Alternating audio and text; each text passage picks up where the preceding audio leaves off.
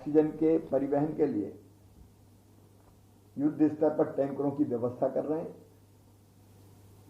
अभी तक निजी स्रोतों से 5 टैंकर्स हमको मिल गए हैं। जो अब तक हम ऑक्सीजन ला रहे थे उनके अतिरिक्त है, जिनसे 132 मीट्रिक टन ऑक्सीजन की सप्लाई में मदद मिलेगी और हम ऑक्सीजन सप्लाई कर सकेंगे।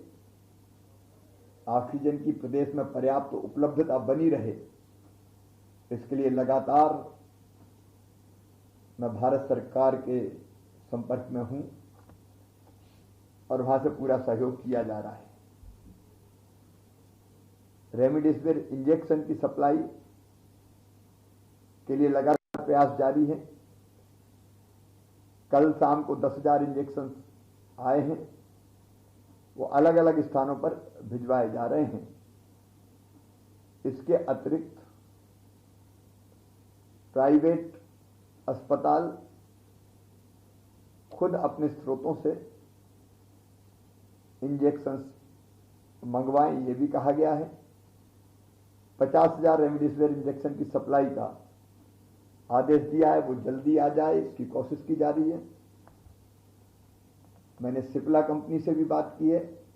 सिप्ला सहित 3 कंपनियों से अलग अलग चर्चा की है। वहां से भी सकारात्मक जवाब मुझे मिला है। मुझे विश्वास है कि जल्दी रेमडेसिविर इंजेक्शन का संकट समाप्त होगा और इनकी पर्याप्त उपलब्धता हम कर पाएंगे। अस्पतालों में बिस्तर की संख्या बढ़ती जा रही है। भोपाल में एम्स भोपाल को अब मल्टी केयर अस्पताल के रूप में तब्दील किया जा रहा है और एम्स में अब पर्याप्त बिस्तर कोविड पेशेंट्स के लिए उपलब्ध रहेंगे।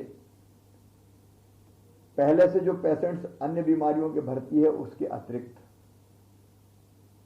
अब बाकी जो बिस्तर बचे हैं या खाली होंगे वो कोविड के पेशेंट्स के लिए होंगे।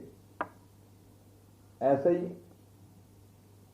भोपाल में प्रशासनिक अकादमी में नर्मदा अस्पताल के सहयोग से 150 बिस्तर का कोविड केयर सेंटर तैयार किया जा रहा है।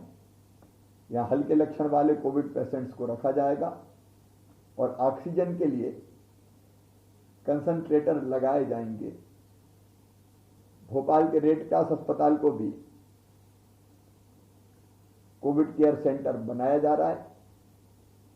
इंदौर में राधा स्वामी सत्संग व्यास के सहयोग से एक 500 बिस्तर का कोविड केयर सेंटर बनाया जा रहा है, जो 3 दिन में बन के तैयार हो जाएगा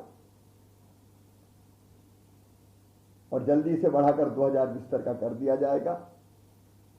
इसी तरह से जबलपुर हो चाहे ग्वालियर हो या बाकी स्थान हो, निजी सेक्टर के सहयोग से भी निरंतर अस्पताल में बिस्तर बढ़े, इसके प्रयास किए जा रहे हैं। और इसके साथ सभी अब तक 49 जिलों में कोविड केयर सेंटर्स बनाए जा चुके हैं,